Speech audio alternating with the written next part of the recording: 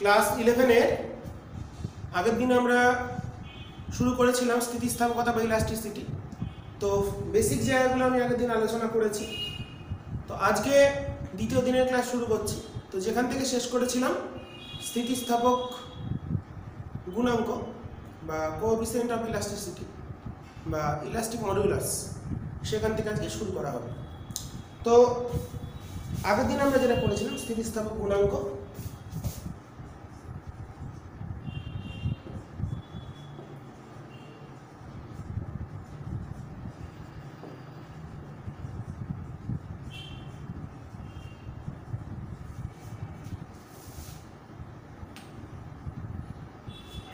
এটাকে আমি প্রকাশ করেছিলাম ই দিয়ে। সেটা ছিল হচ্ছে পীড়ন বাই বিকৃতি, stress by strain within elastic limit. স্থিতিস্থাপক সীমার মধ্যে পীড়ন ও বিকৃতির অনুপাতকে বলা হয় স্থিতিস্থাপক গুণাঙ্ক। তো এটাকে বলা হয় ইলাস্টিক মডিউলাস বা coefficient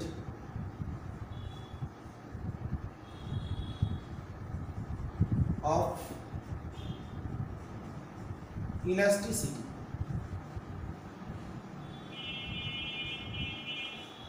Within the elastic limit, the ratio between stress and strain defined as elastic modulus or coefficient of elasticity. তো এবার আমরা তিন রকম বিকৃতি পেয়েছিলাম। তো এই স্থিতিস্থাপক গুণাঙ্ক ই কে তিনটে ভাগে তিন প্রকারের হতে পারে। প্রথম পেয়েছিলাম অনুদৈর্ঘ্য বিকৃতি, লংজিটিউডিনাল স্ট্রেন এবং লংজিটিউডিনাল স্ট্রেস। সেখান থেকে যে গুণাঙ্কটা হবে সেটা হচ্ছে ইয়ংস মডুলাস বা ইয়ং গুণাঙ্ক।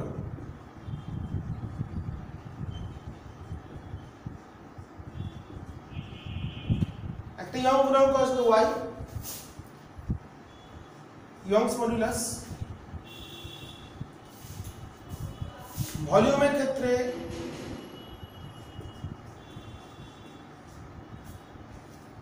আয়তন গুণাঙ্ক। তো এর একটা আমরা পেয়েছি ইয়ং গুণাঙ্ক পেলাম অনুদৈর্ঘ্য বিকৃতির ক্ষেত্রে এবং অনুদৈর্ঘ্য পীড়নের ক্ষেত্রে। আয়তন বিকৃতির ক্ষেত্রে আয়তন গুণাঙ্ক বা আয়তন বিকৃতি গুণাঙ্ক।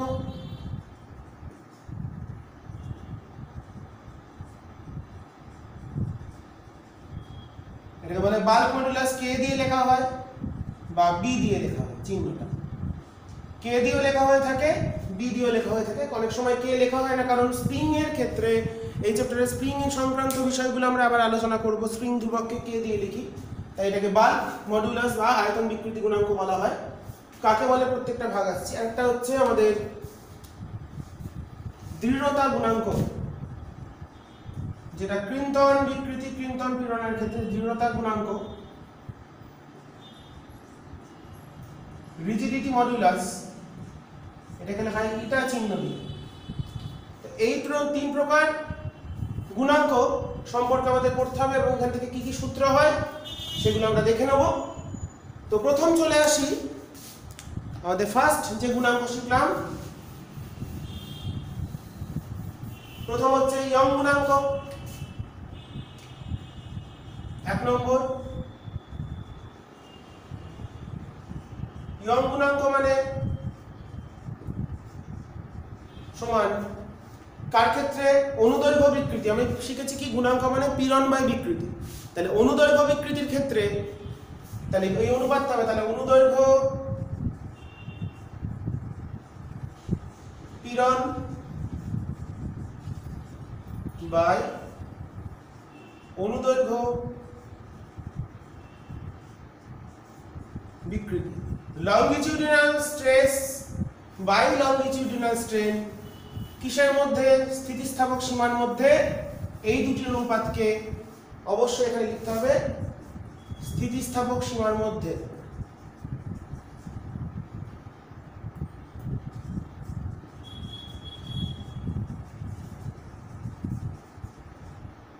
Within the elastic limit, the ratio between longitudinal stress and longitudinal strain is defined as Young's modulus। তাহলে প্রথমে আমরা পেলাম ইয়ং গুণাঙ্ক।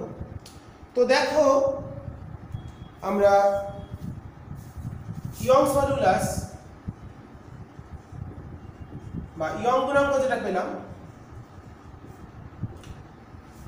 তো আমরা কি পেয়েছিলাম তারের ক্ষেত্রে প্রকৃত দৈর্ঘ্য L, যখন এখানে একটা লোড চাপিয়েছি, লোড চাপানোর ফলে তার দৈর্ঘ্য প্রসারণ হয়েছে, এক্সটেনশন হয়েছে স্মল l, এখানে লোড চাপানো হয়েছে, ফোর্স দেওয়া হচ্ছে মানে একটা m ভরের লোড চাপালে ফোর্সটা হচ্ছে mg। তাহলে দৈর্ঘ্য বৃদ্ধি কত পেয়েছে? Small l। তারের ক্রস সেকশন ধরে নিয়েছিলাম a, তাহলে ইয়ং গুণাঙ্ক তাহলে কত হবে? পিরিয়ড মানে হচ্ছে f বাই a বাই বিকৃতি মানে small l by capital L, আগের দিন পেয়েছি আমরা। তাহলে ইয়ং গুণাঙ্ক ক্যাপিটাল Y দিয়ে লিখবো সব সময়। তাহলে ফোর্সটা কত হলো? mg। জেনারেল ফর্ম এটা, আমি যে ছবি এঁকেছি সেক্ষেত্রে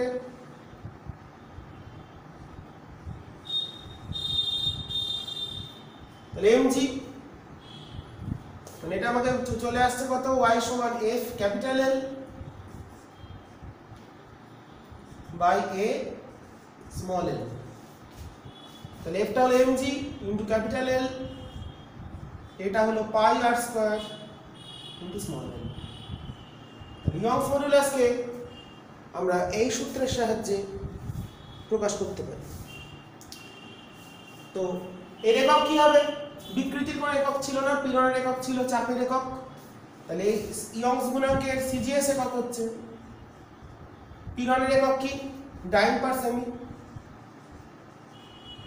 স্কয়ার, আর এসআই তে হচ্ছে newton per metre square. Pascal লিখবে না, নিউটন পার মিটার স্কয়ারে লিখতে হবে।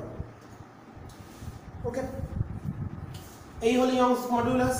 এর যদি মাত্রিক সংকেত বার করি, আগের দিন দেখিয়ে দিয়েছি, সেটা তোমরা করে নেবে কত আসছে ইয়ং গুণাঙ্কের মাত্রিক সংকেত। তো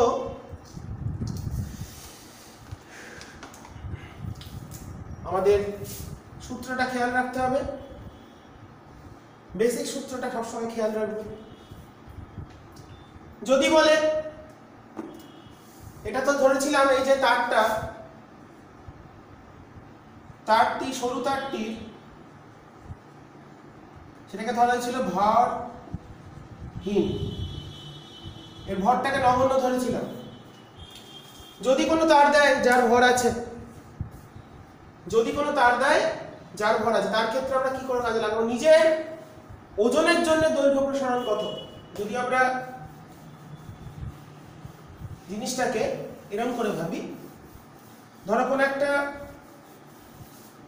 এই পেনটাই যদি ভাবি, এরকম একটা তারকে ঝুলিয়ে রেখে দিলাম, তাহলে এর একটা ওজন আছে, সেই ওজনের জন্য কিছুটা তার প্রসারণ ঘটবে। তাহলে ভরযুক্ত যদি তার ধরি, একটা এম ভরের তার, কিছুটা তার মোটা তার, এরকম ভাবে ঝুলিয়ে রাখলে তার যে ওজন, এই যদি বলি এম ভর, তার ওজনটা কাজ করছে তার ভর কেন্দ্রে, এটা যদি দৈর্ঘ্য বলি এল, তাহলে এর ভর কেন্দ্র সেন্টার অফ মাস এখানে। তাহলে এই ক্ষেত্রে ইয়ং গুণাঙ্কের সূত্রটা কি হবে? ওজনটা হলো এম ভর, এখানে কোনো ওয়েট ঝোলায়নি, নিজের ওয়েটের জন্য, নিজের দৈর্ঘ্যের জন্য প্রসারণ, নিজের ওজনের জন্য, নিজের ওজনের জন্য প্রসারণ সমান এল। তাই যদি হয় তাহলে কত বল কাজ করছে? এফটা হলো আমাদের সূত্র কি? এফ হলো এমজি, এলটা নিতে হবে কত? ভর কেন্দ্রের দূরত্ব মানে L/2, এরিয়াটা বললাম এ, দৈর্ঘ্য বৃদ্ধি স্মল এল। তাহলে যদি ভর যুক্ত হয় তখন আমাদের এখানে জিনিসটাকে এরকম ভাবতে পারি mg/2 into L by L. কেন ভাবতে পারি? যদি ভরযুক্ত হয় একদম নিচের পয়েন্টে ফোর্স কাজ করছে 0, কারণ এই পয়েন্টের নিচে কোনো ওয়েট নেই, বাট একদম আপার পয়েন্ট যেটা যেখান থেকে যুক্ত করা আছে সেখানে ফোর্স কাজ করছে mg। তাহলে অ্যাভারেজ ফোর্সটা কত? mg + 0/2, তাই হচ্ছে mg/2, গড় বলটা হলো mg/2। যদি এখানে একটা ওয়েট ঝুলিয়ে দিতাম তার ক্ষেত্রে কেমন হতে পারে আমরা দেখি। একটা যদি ওয়েট ঝুলিয়ে দেওয়া হয়, এই ছবিটা খুব ভালো করে বুঝতে হবে, কেন এখানে দু রকম ভাবতে পারি, গড় বল ইনটু দৈর্ঘ্য বাই a ইনটু দৈর্ঘ্য বৃদ্ধি, বা ভরকেন্দ্রে কত বল কাজ করছে mg, ভারকেন্দ্র এটা, তখন ভরকেন্দ্রের দূরত্ব কত l/2, তাই কার্যকর দৈর্ঘ্যটা l/2 ভেবেছি, কিংবা একদম লোয়েস্ট পয়েন্টে বল হলো 0, হাইয়েস্ট পয়েন্ট হচ্ছে mg, কারণ এই পয়েন্টের নিচে টোটালটা ঝুলছে, কিন্তু এই পয়েন্টের নিচে কোনো ঝুলন্ত অবস্থায় নেই বা কোনো ওয়েট নেই, তাই এখানে ওয়েট 0, এখানে ওয়েট mg, তাহলে এফেক্টিভ ওয়েট হচ্ছে mg/2। যদি আমরা ছবিটাকে একটা ভাবে ভাবি, যদি এরকম হতো, এর ভর m আর নিচে একটা m ভর ঝুলিয়ে দিয়েছি, এর দৈর্ঘ্য l, তার জন্য প্রসারণ, এর ক্ষেত্রে তাহলে সমীকরণটা কি হবে? তাহলে এখানে y সমান আমাদের সূত্র FL বাই AL, এটা দেওয়া থাকবে πr², বসাতে হবে যাই দিক ক্ষেত্রফল, সেটা ক্রস সেকশনটা সার্কেল হলে πr², অন্য কিছু হলে অন্য চেঞ্জ হয়ে যাবে। তাহলে এই ক্ষেত্রে ফোর্সটা হবে এই ওয়েটের জন্য কাজ করছে mg প্লাস নিজের দণ্ডের নিজের ওজনের জন্য কাজ করছে অ্যাভারেজ বল mg/2,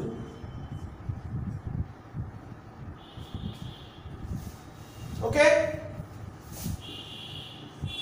into l by a। তাহলে ভরযুক্ত তারের ক্ষেত্রে যদি নিচের প্রান্তে কোনো ওয়েট ঝোলানো হয় সেখানে কেমন হবে তোমাদের সেটা দেখিয়ে দেওয়া হলো। তো একটা নিউমেরিক্যাল করা যাক আমাদের ইয়ং গুণাঙ্ক সংক্রান্ত সূত্র দিয়ে। আপাতত ধরে নিচ্ছি যে তারগুলো আমরা তারের ওয়েটগুলো ঝুলাচ্ছি, তার ভারহীন তার ধরেই আমরা এগোচ্ছি, যা প্রবলেম আপাতত করছি। একটি ধাতব তারের ব্যাসার্ধ, কোশ্চেন, একটি ধাতব তারের ব্যাসার্ধ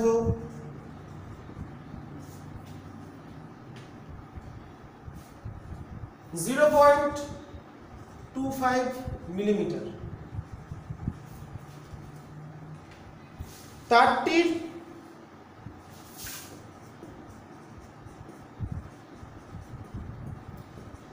প্রান্তে কত বল প্রয়োগ করলে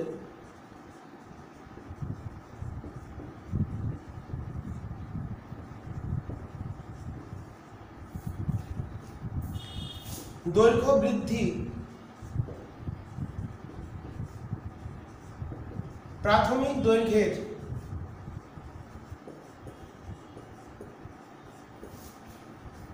0.4% হবে? কত বল প্রয়োগ করলে দৈর্ঘ্য বৃদ্ধি 0.4% হবে তার দৈর্ঘ্যের, এবং ইয়ং গুণাঙ্ক দেওয়া আছে, y দেওয়া আছে, এটা দেওয়াই থাকবে 9 × 10⁻10 newton metre to the power -2, 9 × 10⁻10 +10 newton to the power -2। তো আমরা এটা ক্যালকুলেট করি। তো কি দেওয়া আছে আমাদের ইয়ং গুণাঙ্কের সূত্র কি? FL by A small l। তাহলে স্মল l বার করতে হবে, আমাদের বার করতে হয় F, তাহলে F সমান y AL by L। Young গুণাঙ্ক দেওয়া আছে 9 × 10⁻10। আচ্ছা, প্রকৃত দৈর্ঘ্য, তাহলে দৈর্ঘ্য বৃদ্ধি বলেছে কত, এল এর দৈর্ঘ্য বৃদ্ধি প্রাথমিক দৈর্ঘ্যের 0.4%, তাহলে 0.4/100। তাহলে small L by capital L হলো, small L by capital L হলো, আমরা এরিয়াটাকে করে নিই, এরিয়াটা হলো পাই, এটা দিয়েছে কত 0.25 মিলিমিটার, এসআই তে করছি তাহলে 0.25 10⁻³ মিটারে করে নিলাম whole square, into small L by capital এলটা কত আসছে 0.4 ডিভাইডেড বাই 100। তাহলে এখান থেকে আমরা হিসাব করলে আমাদের উত্তরটা আমরা পেয়ে যাব। তাহলে ইয়ং গুণাঙ্ক হলো 9 × 10⁻10 পাই, ব্যাসার্ধ বলেছে 0.25 মিলিমিটার, তো ওটাকে কনভার্ট করলাম মিটারে, মিটারে কনভার্ট করার পর আমরা বসিয়ে দিলাম মানটা, তাহলে পাই ইন্টু 0.25 ইন্টু 10⁻³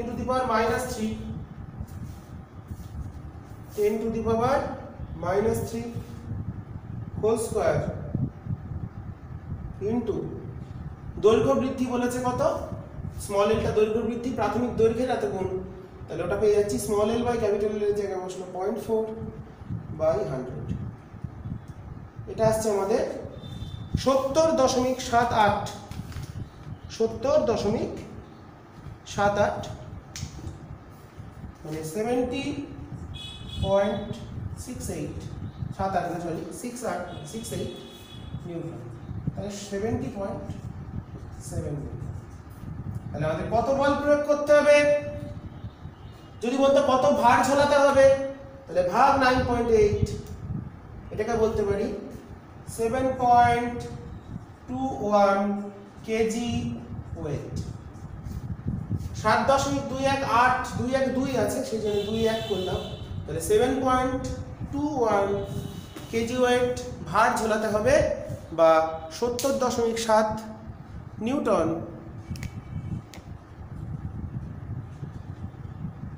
বল আমাদের প্রয়োগ করতে হবে।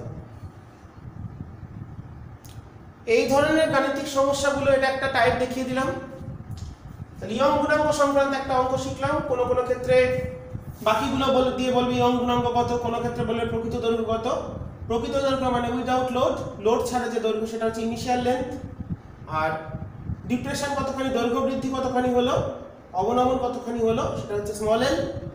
এটা হলো এরিয়া পাই আর স্কয়ার, বসাতে হবে, দিয়ে করতে হবে, সহজ অঙ্ক, সূত্রটা খেয়াল রাখতে হবে। এরপর আমরা চলে আসবো আমাদের পরবর্তী যে স্থিতিস্থাপক গুণাঙ্ক ইলাস্টিক মডুলাস, 2 নম্বর আয়তন বিকৃতি গুণাঙ্ক, denoted by K or B, bulk modulus।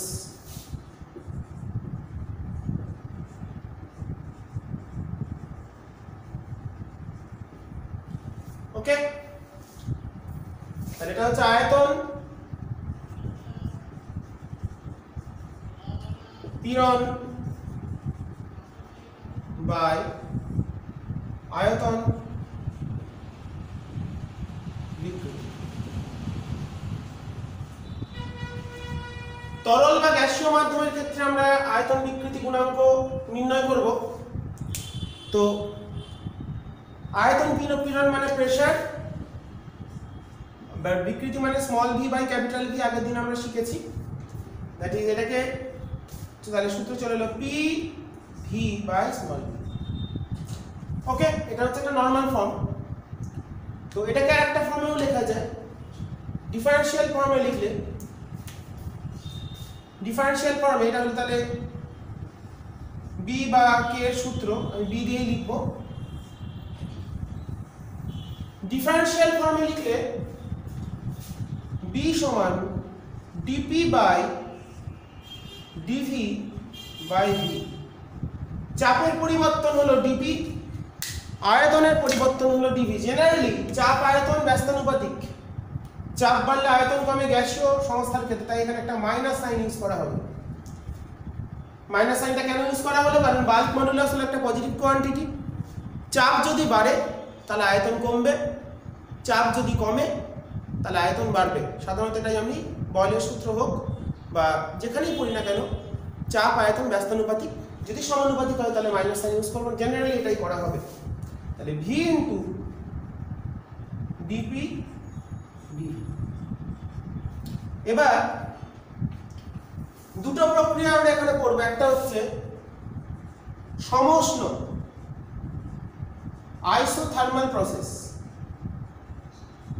সমউষ্ণ প্রক্রিয়া, আর 2 নম্বর হলো রুদ্ধতাপ প্রক্রিয়া। তোমরা কেমিস্ট্রিতে হয়তো পড়েছো, থার্মোডাইনামিক্সে, আমরা ফিজিক্সেও পড়বো আইসোথার্মাল প্রসেস এবং অ্যাডিয়াবেটিক প্রসেস।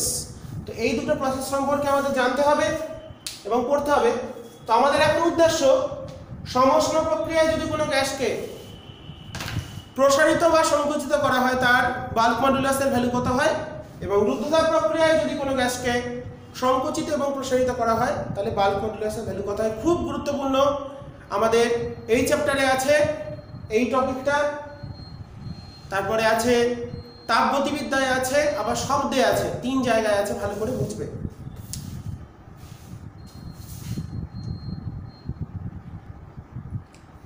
তো এবার বিষয়টা আমরা দেখে নিই, যেটা বলছিলাম সমউষ্ণ প্রক্রিয়া মানে যেখানে বয়লের সূত্র মেনে চলে, মানে স্থির উষ্ণতায় কোনো যখন গ্যাসকে চাপ প্রয়োগ করে সংকুচিত বা প্রসারিত করা হয়।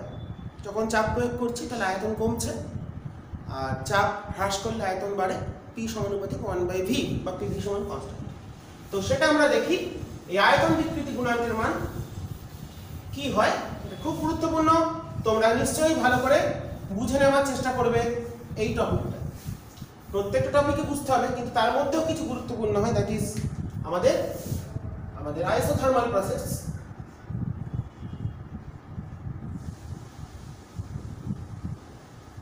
বা সমউষ্ণ প্রক্রিয়া।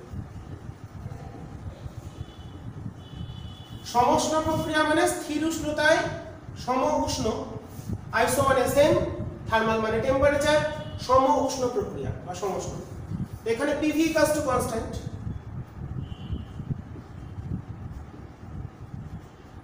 চাপ ইনটু আয়তন ধ্রুবক। তো এখান থেকে আমরা বাল্ক মডুলাস বা আয়তন বিকৃতি গুণাঙ্কের মানটা বার করতে চাইছি। তো এটাকে যদি ডিফারেন্সিয়েট করি তাহলে P V এর সাপেক্ষে ডিফারেন্সিয়েট করি, ddv অফ PV সমান তাহলে 0, কারণ এদিকটা কনস্ট্যান্ট, বা P plus V dP dV সমান 0। তাহলে P সমান মাইনাস V dP dV। একটু আগে আমরা পেলাম আয়তন বিকৃতি গুণাঙ্কের ডিফারেনশিয়াল ফাংশন এটা, তাহলে এটাই হচ্ছে B, তার মানে B সমান, তাহলে সমউষ্ণ প্রক্রিয়ায় আয়তন বিকৃতি গুণাঙ্কের মান চাপের সমান। তাহলে এটা হচ্ছে সমউষ্ণ প্রক্রিয়ায় আয়তন বিকৃতি গুণাঙ্কের মান, অতএব এই প্রক্রিয়ায়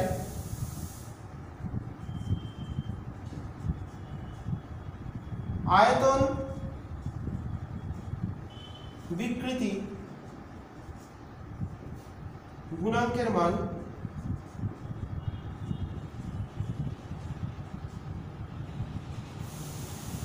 চাপের সমান। ঠিক আছে, এটা খুব ইম্পর্টেন্ট। তাহলে সমউষ্ণ প্রক্রিয়ায় আয়তন বিকৃতির মান কত হয়, ওই গ্যাসের যা চাপ হবে তার সমান। এবার চলে আসি adiabatic process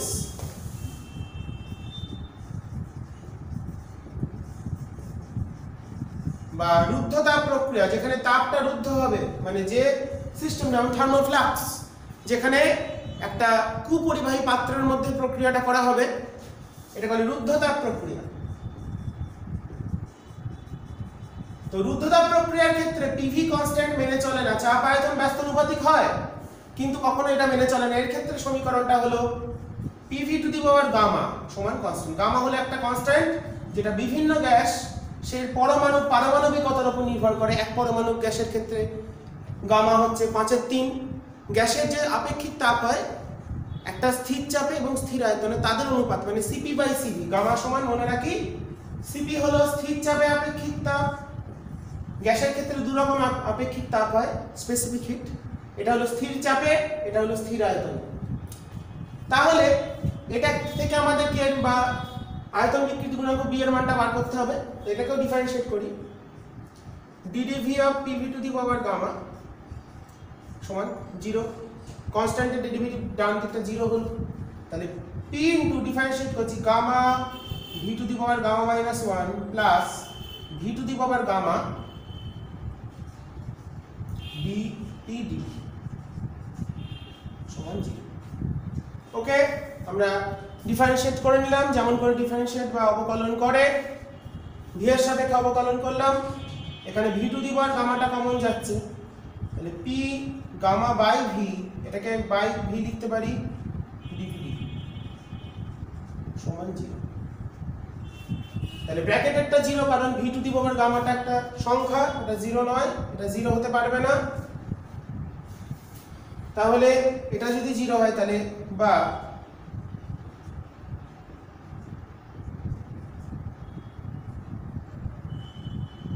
p gamma by v এটা সমান মাইনাস d, তাহলে vটা ওদিকে গেলে মাইনাস v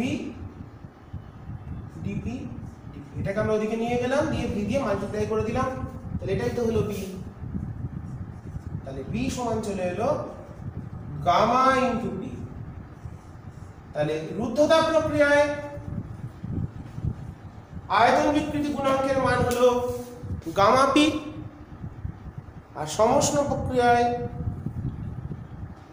হলো শুধু p, যেখানে গামাটা হলো গ্যাসের যে দু রকম আপেক্ষিক তাপ হয়, আমরা তাপগতিবিদ্যায় গিয়ে পড়ব।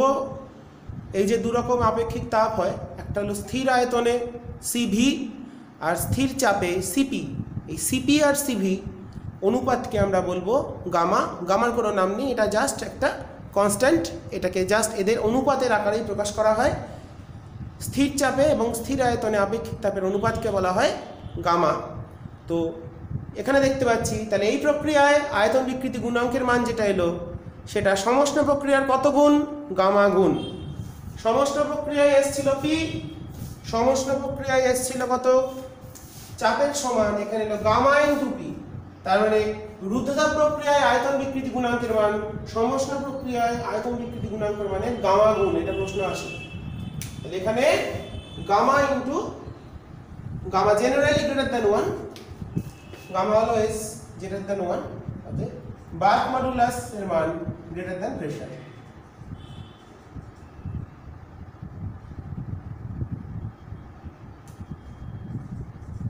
চাপের থেকে বেশি হয় কিন্তু এখানে চাপের মানে সমান হয়। গামার মান হলো CP/CV। CP সব সময় বড় হয়, কেন হয় আমরা তাপগতিবিদ্যায় গিয়ে বুঝে যাব, খুব সহজেই বুঝতে পেরে যাব। ওকে, তাহলে এই হচ্ছে আমাদের সমষ্ণ এবং রুদ্ধতাপ প্রক্রিয়ায় আমাদের গামার আয়তন বিকৃতি গুণাঙ্ক এবং তাদের সম্পর্ক। তাহলে রুদ্ধতাপ প্রক্রিয়ায় আয়তন বিকৃতি গুণাঙ্ক b এর মান সমষ্ণ প্রক্রিয়ায় আয়তন বিকৃতি গুণাঙ্কের মানের কত গুণ? গামা গুণ। গামা গুণ, এটা প্রমাণ করো। আচ্ছা, এরপর আমরা বেশ কিছু জায়গায় যাব।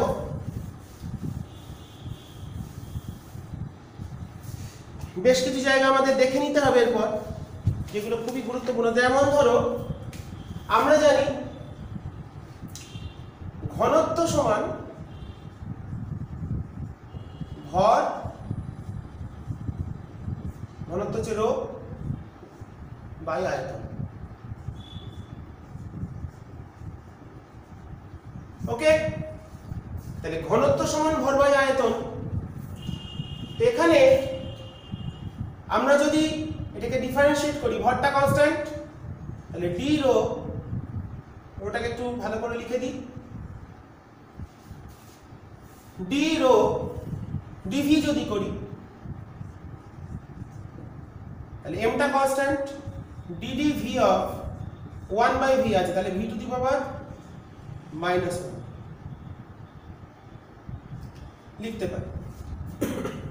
তাহলে ঘনত্বের আয়তনের সাপেক্ষে পরিবর্তনের হার, তাহলে m, তাহলে কত আসবে minus v to the power minus 2, that is 1 by v square. তাহলে d রো সমান চলে আসছে minus m by v square into dv। dvটা গুণ করে দিলাম, অতএব d রো বাই রো, এটাকে যদি এইটা দিয়ে ভাগ করি, m যাচ্ছে কাটে, তাহলে মাইনাস dv বাই v। তার মানে বাল্ক মডুলাস পেয়েছিলাম minus v dp dv, minus v dp dv। তাহলে এটাকে, তাহলে এখান থেকে dp এর ভ্যালুটা আসছিল তাহলে b into minus dv by v। তাহলে চাপের যে পরিবর্তন, চাপ বৃদ্ধির মান যেটা বা হ্রাসের মান যেটা, সেটা কত আসছিল v into minus dv by v, that is তাহলে dp equals to b into d rho by rho. তাহলে চাপের পরিবর্তন, মাইনাসটা নেই কেন? কারণ চাপ ঘনত্ব সমানুপাতিক। এখানে মাইনাসটা ছিল কেন? কারণ চাপ আয়তন ব্যস্তানুপাতিক। সেই মাইনাসটা দিয়ে ব্যস্তানুপাতিক ব্যাপারটা বুঝিয়েছিলাম, একটা বাড়লে একটা কমে, কিন্তু যেহেতু সমানুপাতিক তাই আমরা এই ফর্মটাও লিখতে পারি। এটা একটা সম্পর্ক, চাপের পরিবর্তন সমান আয়তন বিকৃতি গুণাঙ্ক ইনটু বাল্ক মডুলাস। খুব ইম্পর্টেন্ট রিলেশন, ভালো করে পড়তে হবে অবশ্যই। ওকে, এরপর চলে আসি আমাদের, এখন আমাদের আয়তন বিকৃতি গুণাঙ্ক জায়গাটা শেষ হয়নি, একটা টপিক বাকি, সেটাকে বলা হচ্ছে সংনম্যতা, কম্প্রেসিবিলিটি।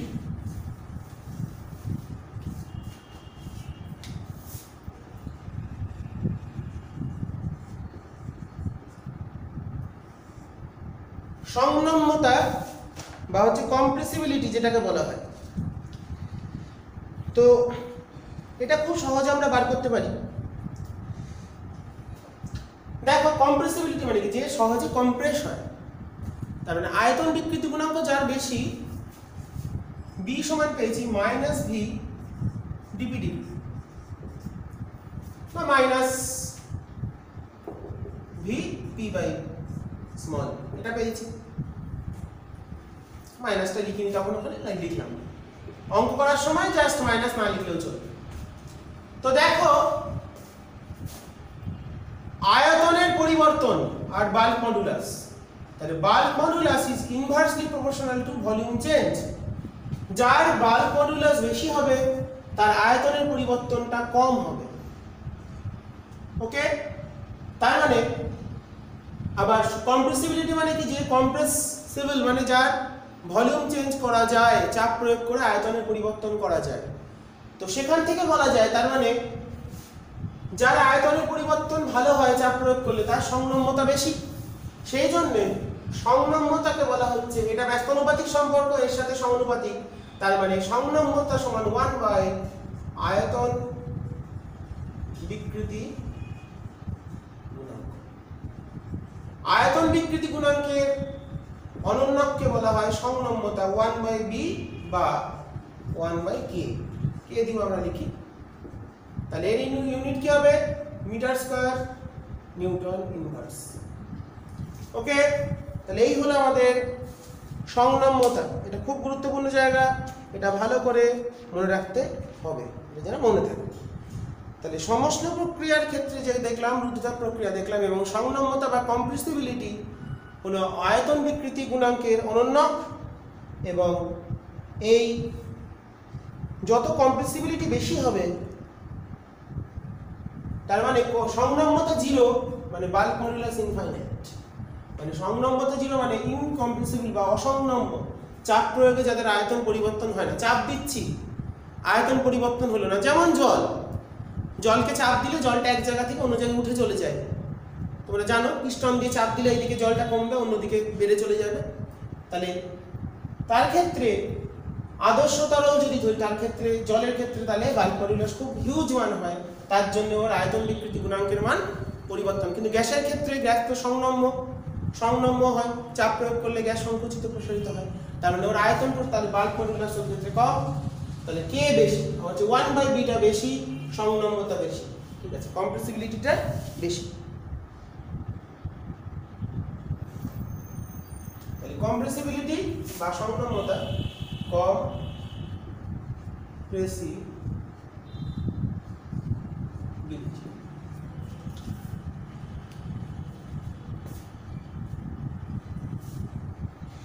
কম্প্রেসিবিলিটি বা হচ্ছে সংনম্যতা। প্রেসারটা পিআরই এসএস হয়, তাহলে এখানে একটা ডবল এস হবে, বিআইএলআই। সংনম্যতা হচ্ছে আয়তন বিকৃতি গুণাঙ্কের অনন্যক, এখান থেকে অঙ্ক আসে, এটা কিন্তু ভালো করে সূত্রটা খেয়াল রাখবে। আয়তন বিকৃতি গুণাঙ্কে অনেক কটা সূত্র বললাম, সব সূত্রগুলোই গুরুত্বপূর্ণ। এবার একটা অঙ্ক দেখি। কোশ্চেন 2 × 10⁸ পাস্কেল চাপে সীসার ঘনত্ব কত? সীসার ঘনত্ব এমনি দেওয়া আছে, নরমাল ঘনত্ব 11.4 10³ kg/m³। আর আয়তন বিকৃতি গুণাঙ্কের মান দিয়ে দিয়েছে, আয়তন বিকৃতি গুণাঙ্কের মান দিয়ে দিয়েছে 0.8 × 10⁻10 Nm/m²। তো একটু আগে ঘনত্বের একটা সূত্র শিখলাম, P = বা ডেল্টা P = প্রেসারের কতটা চাপ প্রয়োগ করলাম, প্রযুক্ত চাপ হলো ডেল্টা P সমান B × ডেল্টা ρ/ρ। রো কতটা চেঞ্জ হলো সেটা বার করি, দিয়ে তার সঙ্গে যোগ করে দেবো, তাহলে এখান থেকে ডেল্টা রোটা চলে আসছে ডেল্টা P/B × ρ। ডেল্টা P কত? 2 × 10⁸ বাই B এর মান হলো 0.8 × 10⁻10 11.4 10³ মানগুলো বসিয়ে দিলাম। এটা আমাদের হিসাব করলে আসছে কত? এটা আসছে আমাদের, দেখো পাওয়ার ক্ষেত্রে 40 আছে, তাহলে 1 এর 40 × 11.4 × 1000 এত নিউটন পার, এটা আমরা বার করছি ঘনত্ব, সরি kg/m³। এটা আমাদের হিসাব আছে 285। তাহলে এতটা বাড়ছে কারণ চাপ বাড়ালে ঘনত্ব বাড়ে, তাহলে পরিবর্তিত ঘনত্ব অর্থাৎ রো ড্যাশ যেটা হবে সেটা rho plus delta rho. Rho কত দেওয়া ছিল? 11.4 × 10³ প্লাস 285, তাহলে 11.4 × 10³ এটার সঙ্গে প্লাস 285, 11.685 × 10³ kg/m²। তাহলে আমাদের উত্তর চলে এসেছে, চাপ বাড়ালে ঘনত্ব বাড়ে, তাই আমরা ওটাকে যোগ করে দিলাম এবং আমাদের সমাধানটা কমপ্লিট হলো। এরপর আমরা চলে যাব ক্রিন্তন বিকৃতি ও দৃঢ়তা গুণাঙ্ক 3 নম্বর।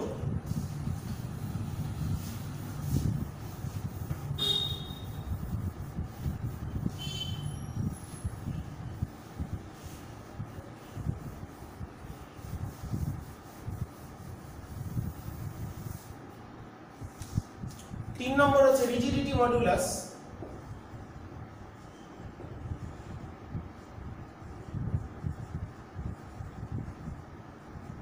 বা দৃঢ়তা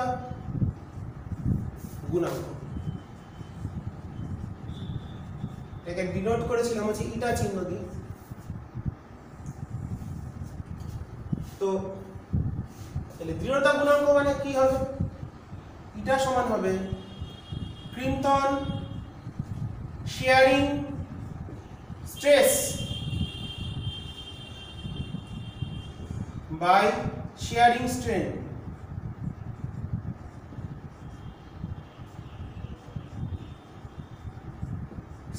একক সীমার মধ্যে কৃন্তন পীড়ন ও কৃন্তন বিকৃতির অনুপাতকে বলা হয় দৃঢ়তা গুণাঙ্ক। এটা ছিল কত F/A, বাই এটা ছিল হচ্ছে ফাই। তাহলে এটাই হচ্ছে আমাদের মানে F ইনটু ফাই। আগের ভিডিওতে তোমরা এই ভিডিওটা দেখতে গেলে তোমাদের আগের ভিডিওর কন্টিনিউয়েশন এটা। ফাইটা কি ধরেছিলাম, tan ফাই শেয়ারিং অ্যাঙ্গেল বা অ্যাঙ্গেল অফ কতখানি অ্যাঙ্গেল বেন্ড করেছে, বেঁকে গেছে। তো এটাই হচ্ছে আমাদের দৃঢ়তা গুণাঙ্কের সূত্র। তো ওখানে আমরা যেটা ধরেছিলাম ফাই সমান এসেছিল আমাদের x/L, ফাই সমান এসেছিল আমাদের x/L, সরি আমি ভুল লিখলাম, মনে হচ্ছে a ফাই হবে। তাহলে F/L/A, একই সূত্র ইয়ং গুণাঙ্কের সাথে। এটাকে x দিয়ে লিখেছিলাম, তাহলে x লিখি। আগের ভিডিওতে আমি এটা যখন কৃন্তন বিকৃতি বার করেছিলাম x/L লিখেছিলাম, একটা ছবি এঁকেছিলাম, এইদিকে সরে গেছে। এইটা হলো L, এইটুকুনি x, এটা হলো ফাই। তাহলে tan ফাই সমান হচ্ছে x/L। সেখান থেকে আমরা পেয়ে গিয়েছিলাম কৃন্তন বিকৃতি কৃন্তন পীড়ন, এই যে সারফেস এরিয়াটা, এই যে সারফেস এরিয়া, মানে জিনিসটাকে যদি আমরা এরকম ভাবি, জিনিসটা অ্যাকচুয়ালি এরকম ছিল, যেই বল প্রয়োগ করেছি জিনিসটা এরকম বেন্ড হয়ে গেছে। জিনিসটা 3D ছবি একটু এঁকে দিলাম। এইটুকুনি x, এই যে এরিয়াটা যার উপর আমরা ফোর্সটা অ্যাপ্লাই করেছি, এখানে যে ফোর্সটা প্রয়োগ করা হয় সেটা হচ্ছিল আমাদের শেয়ারিং ফোর্স, এই বরাবর। আর এই যে এরিয়াটা পৃষ্ঠতলের ক্ষেত্রফল যেখানে ফোর্সটা অ্যাপ্লাই করলাম, এটা হচ্ছে আমাদের A। তাহলে এইভাবে আমরা কৃন্তন পীড়ন এবং কৃন্তন বিকৃতির অনুপাত সমান হচ্ছে রিজিডিটি মডুলাস। যেহেতু কঠিন পদার্থের ক্ষেত্রে নির্দিষ্ট আকার আয়তন আছে, তাই দৃঢ়তা গুণাঙ্ক শুধুমাত্র থাকবে কঠিন পদার্থের। এটা থাকবে শুধুমাত্র কঠিন পদার্থের। তরল বা গ্যাসের ক্ষেত্রে, তরল বা গ্যাসের ক্ষেত্রে আয়তন বিকৃতি গুণাঙ্ক আমি বলে দিয়েছি, এটা থাকবে।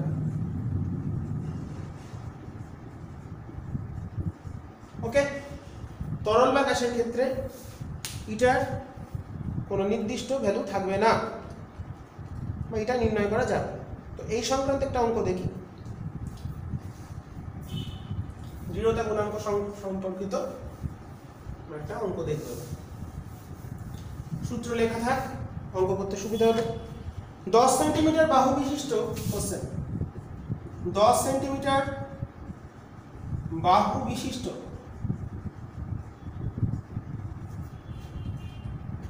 একটি ধাতব ঘনকের দুই বিপরীত তলের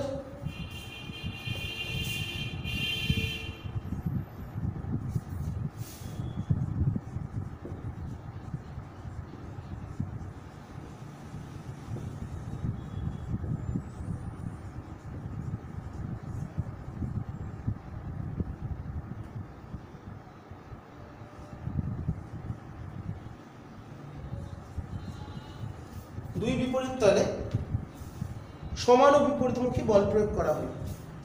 এইভাবে বল প্রয়োগ করা হচ্ছে।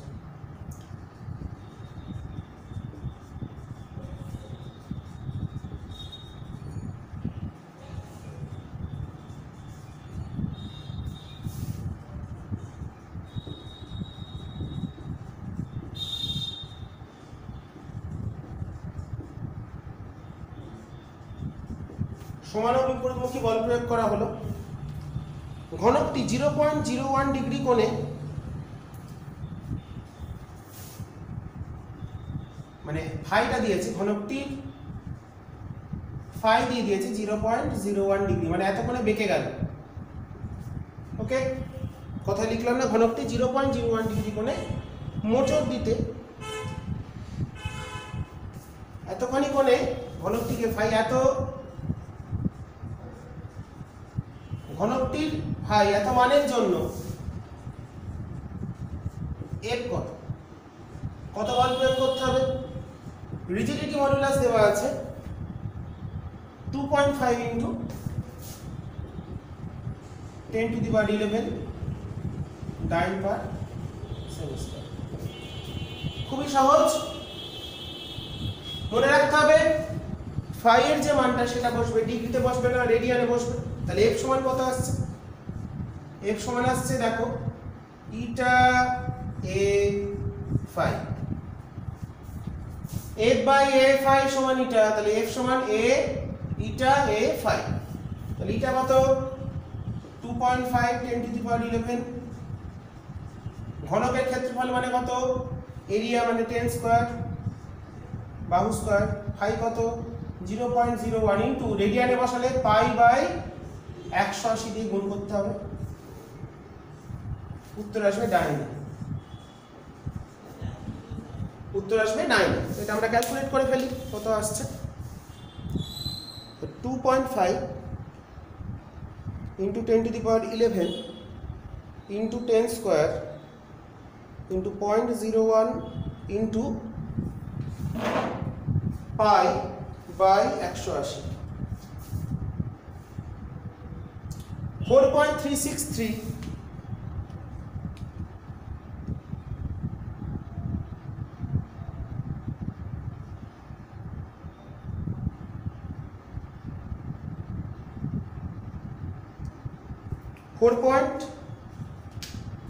এটা চলে এলো 4.36 10⁹ ডাইন।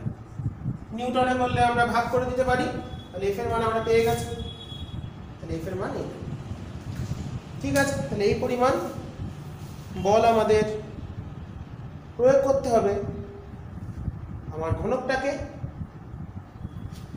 মোচড় দিতে, এই পরিমাণ বল প্রয়োগ করতে হবে। আশা করি বোঝা গেছে। সহজ অঙ্ক, অবশ্যই ভালো করে দেখবে। তো 3 প্রকার গুণাঙ্ক আমরা করে ফেললাম, ইয়ং গুণাঙ্ক, আয়তন বিকৃতি গুণাঙ্ক এবং দৃঢ়তা গুণাঙ্ক, এবং সেখান থেকে একটা করে উদাহরণ অঙ্ক দেখিয়ে দিলাম। তোমরা এর সাহায্যে বাকি অঙ্কগুলো করে ফেলতে পারবে, কোনো সমস্যাই হবে না, একদমই সহজ। তো এরপর আমরা চলে যাব পরবর্তী আমাদের যে টপিক, সেটা হচ্ছে পয়সন্স রেশিও।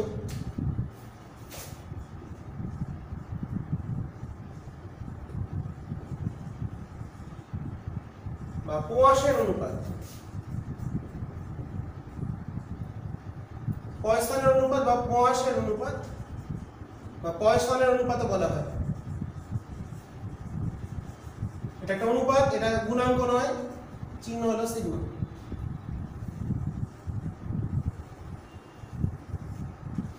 ওকে, এটা আমাদের এবার ভালো করে দেখে নিতে হবে। তো দেখো, আমরা প্রথমে যখন বলেছিলাম কোন একটা সরু তার, একটা সরু তারকে যদি আমরা টানি, তার দৈর্ঘ্য যেমন বাড়বে, লংজিটিউডিনাল স্ট্রেন যেমন হবে, আমাদের অনুদৈর্ঘ্য বিকৃতি যেমন হবে, তার কিন্তু একটা, এটা যত টানবে এটা তত সরু হয়ে যাবে। তার মানে এটা যত দৈর্ঘ্য প্রসারণ বেশি হবে, তার পার্শ্বীয় বিকৃতি তত বেশি হবে। অনুদৈর্ঘ্য বিকৃতি আর পার্শ্বীয় বিকৃতি, তাহলে এই বরাবর যদি টানি জিনিসটা, কিন্তু এইদিকে যদি তার দৈর্ঘ্য বৃদ্ধি পায়, তাহলে এইদিকে কিন্তু সংকোচন ঘটবে, সরু হয়ে যাবে জিনিসটা। বল প্রয়োগ করলে জিনিসটা আর যদি আঁকার চেষ্টা করি, এটা আরো সরু করে আঁকতে হবে।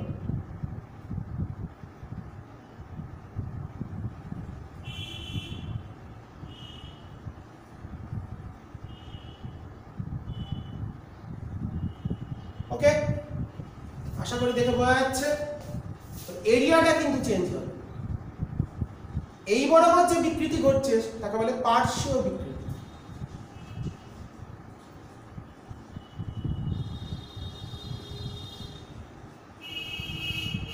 এই বরাবর যে দৈর্ঘ্য বাড়ছে, এবার এদিকে আমরা বল প্রয়োগ করেছি, এদিকে বল প্রয়োগ করেছি, তার জন্য এই বরাবর তার যে দৈর্ঘ্য বৃদ্ধি হলো সেটা হচ্ছে অনুদৈর্ঘ্য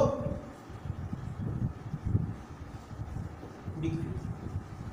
জিনিসটা খুব স্পষ্ট যে পার্শ্বীয় বিকৃতিটা অনুদৈর্ঘ্য বিকৃতির সাথে সমানুপাতিক, এবং এখান থেকে যে সমানুপাতিক ধ্রুবক চলে আসে, পার্শ্বীয় বিকৃতি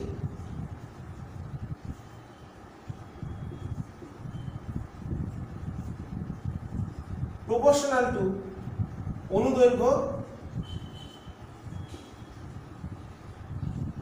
বিকৃতি। এখান থেকে যে কনস্ট্যান্ট আসে, সেই যে ধ্রুবক, তাকে বলে অনুপাত। তাহলে পার্শ্বীয় বিকৃতি, অতএব পার্শ্বীয় বিকৃতি বাই অনুদৈর্ঘ্য বিকৃতি, কনস্ট্যান্টটা বার করছি, কনস্ট্যান্টটাই হলো সিগমা। এটা গুণাঙ্ক নয়, কেন? কারণ দুটো বিকৃতির অনুপাত। গুণাঙ্ক হতে গেলে কি হতে হবে? পীড়ন বাই বিকৃতি, কিন্তু এটা হচ্ছে দুটোই বিকৃতি, পার্শ্বীয় বিকৃতি আর অনুদৈর্ঘ্য বিকৃতি। এই দুটোর অনুপাতকে বলা হচ্ছে পয়সনের অনুপাত বা পয়সনস রেশিও বা পোয়াসের অনুপাত।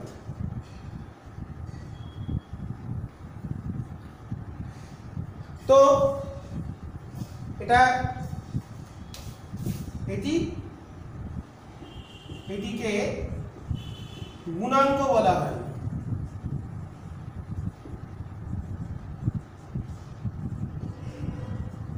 মনে রাখতে হবে গুণাঙ্ক নয়, কেন? গুণাঙ্ক হতে গেলে কি হতে হবে? পীড়ন আর বিকৃতির অনুপাত হতে হবে। কিন্তু এটা কি হচ্ছে? পার্শ্বীয় বিকৃতি, সাইডে কতটা কমলো, ব্যাস কতটা পরিবর্তন বাই দৈর্ঘ্যের পরিবর্তন, এই দুটোর সাহায্যে। যদি বলি প্রাথমিক ব্যাস ডি আর প্রাথমিক দৈর্ঘ্য এল, দৈর্ঘ্য বৃদ্ধি হয়েছে ডেল্টা এল বা স্মল এল। প্রাথমিক দৈর্ঘ্য এল টেনেছি, দৈর্ঘ্য বেড়েছে স্মল এল, তাহলে ব্যাস পরিবর্তন হবে, ব্যাস কিছুটা কমে যাবে, ব্যাস হ্রাস হলো ব্যাসের হ্রাস, এটা হলো দৈর্ঘ্যের বৃদ্ধি। তাহলে পার্শ্ব বিকৃতি সমান চলে এলো পরিবর্তন, মাত্রার পরিবর্তন বাই প্রাথমিক মাত্রা, আর অনুদৈর্ঘ্য বিকৃতি চলে এলো দৈর্ঘ্যের পরিবর্তন বাই প্রাথমিক দৈর্ঘ্য। ওকে, তাহলে পার্শ্ব বিকৃতি হলো ব্যাসের হ্রাস বাই প্রাথমিক ব্যাস, এবং অনুদৈর্ঘ্য বিকৃতি হলো দৈর্ঘ্যের হ্রাস বাই প্রাথমিক দৈর্ঘ্য। তো এই দুটোর অনুপাতকে যদি তার মানে সিগমা, তাহলে কত আসছে মানগুলো বসিয়ে দিলে, সুতরাং সিগমা সমান D by D by small L by L, তার মানে D L by D capital. এখানে একটা মাইনাস সাইন ইউজ করবো ডিফারেন্সিয়াল ফর্ম দিলে। ডিফারেন্সিয়াল ফর্মে তাহলে কি? Minus delta D by D by delta L by L. কেন মাইনাস দিলাম? কারণ ডেল্টা এল যদি পজিটিভ হয়, মানে দৈর্ঘ্য যদি বাড়ে, ডেল্টা ডি নেগেটিভ হবে। সিগমা ইন প্র্যাকটিক্যালি সিগমার মান গ্রেটার দ্যান 0, সেই কারণে আমরা এখানে মাইনাস সাইন দিচ্ছি, কারণ ব্যাসের দৈর্ঘ্যের সাথে ব্যাসের দৈর্ঘ্য বাড়লে ব্যাস কমে, নেগেটিভ ব্যাপারটা বোঝানোর জন্য, মানে আমার ব্যস্তানুপাতিক ব্যাপারটা বোঝানোর জন্য এখানে একটা মাইনাস সাইন দেওয়া হয়েছে। If delta L, if dl greater than 0, then d delta d বা d small d d less than 0, তাহলে এইটা মনে রাখতে হবে। তার জন্য এখানে একটা মাইনাস সাইন আমরা সব সময় ব্যবহার করব। তো এই যে তিনটে গুণাঙ্ক এবং পয়সন অনুপাত, এই যে ধ্রুবক, এদের সম্পর্কের মানটা আমি একটু পরে আসছি। সম্পর্ক থেকে মান বার করব, দেখব সিগমার মান কত হয়। তো আমরা এবার যেটা করব, যেটা আমাদের প্রমাণের জায়গা নিয়ে সূত্র আছে,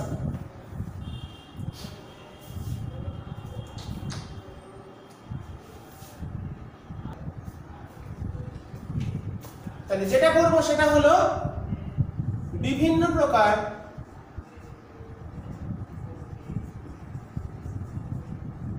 গুণাঙ্ক ও প্রয়াসের অনুপাতের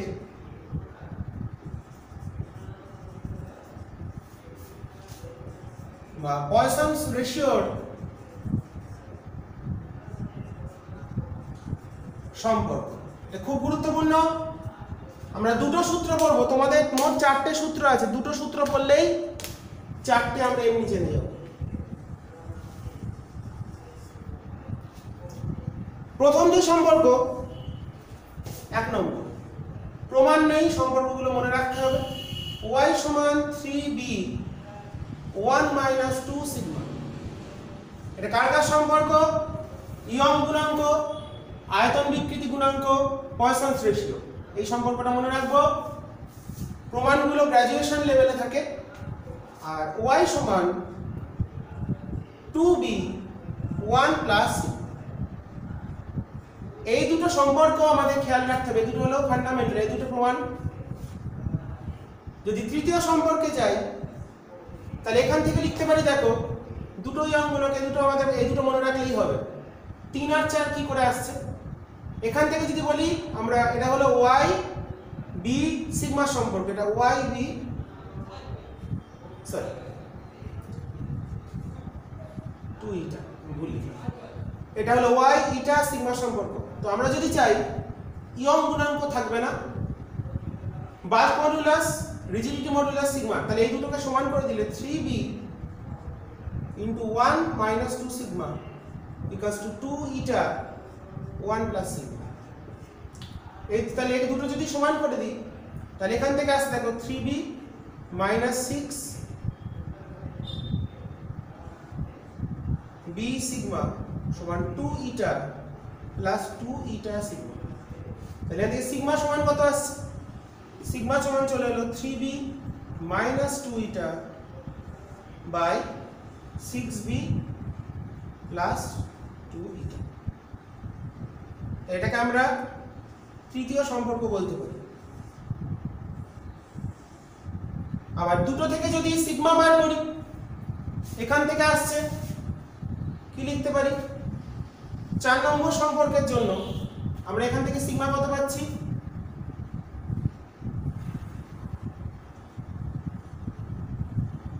সিগমা সমান পাচ্ছি হাফ ইনটু, আমি একবার লিখে দিচ্ছি,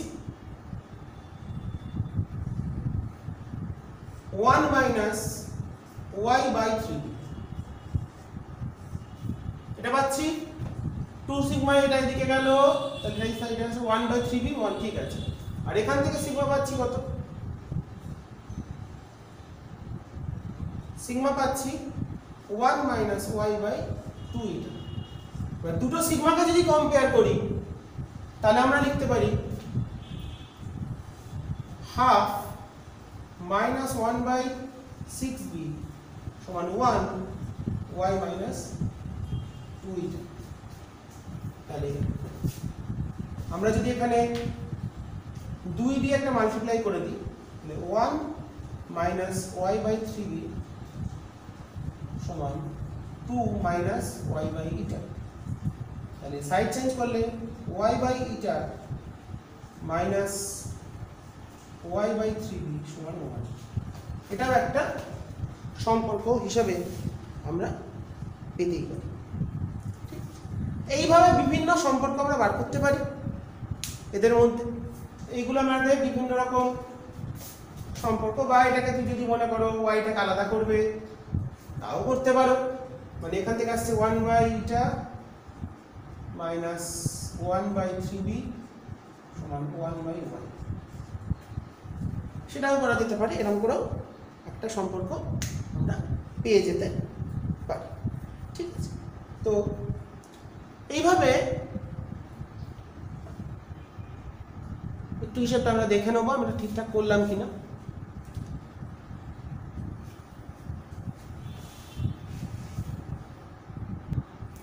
আমি একটা জায়গায় ভুল লিখেছি, এটা আসছে এখান থেকে y/2 এটা -1, যাই হোক এটা লিখতে ভুল করেছি, তাহলে এটা আমাদের আসছে, একটুখানি কারেকশন করে দিই, ক্যালকুলেশনে তো আমি ভুল করেই থাকি, তাহলে 2 দিয়ে গুণ করছি, তাহলে 1 - y/3 বিটা 3b সমান 2 গুণ 1/বিটা -1, 2 দিয়ে গুণ করছি, তাহলে এটা হচ্ছে -2, তাহলে এটা আসলে y/3b প্লাস y/এটা সমান 3, বা 1/3b প্লাস 1/এটা প্লাস 3/, রাইট, 3/, দুটি ভুল করেছিলাম ক্যালকুলেশনে, মনে রাখা দরকার নেই, প্রথম দুটো মনে রাখবো, বাকি দুটো কিভাবে আসে সেটা তোমাদের ক্যালকুলেশনের মাধ্যমে আমি দেখিয়ে দিয়েছি। তো এবার আজকে আলোচনার লাস্ট যেটা বিষয়, এই যে প্রথম দুটো সম্পর্ক, এই দুটো গুরুত্বপূর্ণ, কারণ এই দুটো থেকে সিগমার মানের পাল্লা বার করা যায়, সিগমার মানের পাল্লা। তো প্রথম দুটো মুখস্থ করবো, বাকি দুটো মনে রাখবো না, প্রথম দুটো জানলেই হবে। সিগমা এর মানের সীমা,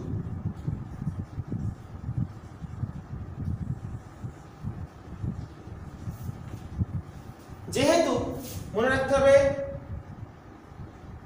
y ইটা b এর প্রত্যেকেই পজিটিভ কোয়ান্টিটি, প্রত্যেকেই গ্রেটার দ্যান 0, তাহলে প্রথম থেকে আমরা লিখতে পারি যদি গ্রেটার দ্যান 0 হয়, তাহলে অতএব ফার্স্ট রিলেশন থেকে 3b into 1 - 2 sigma greater than 0, অতএব 1 - 2 সিগমা গ্রেটার দ্যান 0, বা সিগমা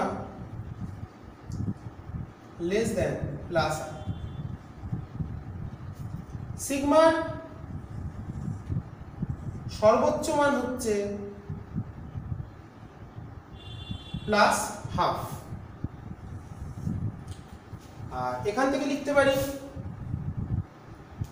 সেকেন্ড ইকুয়েশন থেকে 2 ইটা 1 প্লাস সিগমা গ্রেটার দ্যান 0, অতএব 1 প্লাস সিগমা গ্রেটার দ্যান 0, দেন সিগমা গ্রেটার দ্যান -1, সিগমার মান -1 এর থেকে বড় কিন্তু প্লাস হাফ এর থেকে ছোট, তাহলে অতএব থিওরিটিক্যালি পেলাম তাত্ত্বিকভাবে -1 less than sigma less than plus, তাহলে তাত্ত্বিকভাবে সূত্র থেকে খাতা কলমে পেলাম সিগমার মান কত, -1 থেকে +1 এর মধ্যে, বাট প্র্যাকটিক্যালি পরীক্ষাগতভাবে পরীক্ষা করে প্র্যাকটিক্যাল করে হাতে কলমে করে, এটা তো সূত্র দিয়ে করলাম, কিন্তু পরীক্ষাগতভাবে সিগমার মানের সীমা হয়, পাওয়া গেছে 0 less than sigma less than plus. পরীক্ষাগতভাবে সিগমার মান পাওয়া গেছে, পরীক্ষা করে প্র্যাকটিক্যালি পাওয়া গেছে এটা, আর খাতা কলমে থিওরিটিক্যালি হিসাব করে আমরা দেখলাম এলো -1 থেকে +1 এর মধ্যে, ঠিক আছে। তো এইটা আমাদের সিগমার মানের পাল্লা নির্ণয় করা অনেক জায়গায় থাকে না, তো এইভাবে করতে হবে, পরীক্ষায় দেয় 2 নম্বরের প্রশ্ন হিসাবে। তো তার জন্য আমাদের এই দুটো সম্পর্ক তোমাদের অবশ্যই মনে রাখতে হবে, এটা খুবই গুরুত্বপূর্ণ, অঙ্কও আসবে এখান থেকে, ঠিক আছে। তো তার জন্য তোমাদের কাজ এই সূত্র দুটো যা যা বললাম সেগুলো ভালো করে দেখে নেওয়া এবং সূত্র দুটো ভালো করে বুঝে নেওয়া, মুখস্থ করা, বারবার লিখলেই মনে থেকে যাবে। y = 3b, যদি b না লেখো কেউ লিখতে পারো y = 3k 1 - 2 sigma, y = 2n বা 2 ইটা 1 প্লাস সিগমা, এই দুটো মনে রাখবো। এর থেকে সিগমার মানে সীমাস্থ মান, এটা হলো থিওরিটিক্যাল ভ্যালু, তাত্ত্বিক মান যেটা আমরা খাতা কলমে হিসাব করে পেলাম, সূত্র থেকে পেলাম। প্র্যাকটিক্যালি যেটা পাওয়া যায় সেটা হচ্ছে 0 থেকে +1, নেগেটিভ সিগমাওয়ালা কোনো কিছু পাওয়া যায়নি এই পর্যন্ত। সিগমার মান প্র্যাকটিক্যালি যা পাওয়া গেছে বিভিন্ন পদার্থের ক্ষেত্রে, সিগমার মান সবসময় পজিটিভ কোয়ান্টিটি পাওয়া গেছে, but which is less than +1 এর থেকে ছোট পাওয়া গেছে, ঠিক আছে। একটা ক্ষেত্রে হয় যেখানে +1/2 হয়, সেটাই সর্বোচ্চ মান, সেটা আমরা নেক্সট ভিডিওতে প্রমাণ করব। তো যাই হোক, আজকের ভিডিওতে তোমাদের যে যে বিষয়গুলো আমি বললাম এবং দেখিয়ে দিলাম ভালো করে পড়ে নেবে এবং আশা করি সহজই লাগবে। যে টাইপের অঙ্কগুলো করালাম সেই অঙ্কগুলো অনুশীলনী দেখে তোমাদের যে বই আছে সেখান থেকে প্র্যাকটিস করবে এবং এই সূত্র দিয়েও যে অনুশীলন যে অঙ্কগুলো হয় সেগুলো করার চেষ্টা করবে। তো আজকে অবধি থাকলো, পরের দিন আমরা পরবর্তী অংশ নিয়ে ফিরে আসবো। তো ততদিনে তোমরা এই যে দুটো ভিডিও বানালাম তোমরা ভালো করে পড়ে নাও এবং ভালো করে শুনে বুঝে নেওয়ার চেষ্টা করবে এবং ভালোভাবে শুনে লিখে নেবে, তাহলেই হবে। এরপর আমরা পরের দিন আবার পরবর্তী যে অংশ আছে, বেশ কিছু এখন আমাদের বাকি আছে ক্যালকুলেশনের পোর্শন, যেমন আমাদের স্থিতিস্থাপক স্থিতিশক্তি। এখানে আমরা যেটা করব সেটা হচ্ছে আমাদের স্প্রিংয়ের ক্ষেত্রে কত হয়, তারের ক্ষেত্রে টার্ন করা তারের ক্ষেত্রে কত হয়, সিলিন্ডারের ক্ষেত্রে কত, বিভিন্ন ক্ষেত্রগুলো করব। তো যাই হোক, তোমরা দুটো ভিডিও ভালো করে পড়ে নাও। ফান্ডামেন্টাল ভিডিওটা যেটা বলেছিলাম আগের দিন, বেসিক জায়গা, এবং এটা দ্বিতীয় ভিডিও, এগুলো ভালো করে দেখে ভালো করে লিখে নেবে প্রত্যেকে, তাহলেই হবে। পরের দিন আবার নতুন ভিডিও নিয়ে চলে আসবো। ভালো করে পড়াশোনা করো এবং দেখতে থাকো এবং আস্তে আস্তে পড়তে থাকো, তাহলেই হবে। আজকে এই বলেই শেষ করছি। সবাই ভালো থেকো এবং ভালোভাবে পড়াশোনা করো।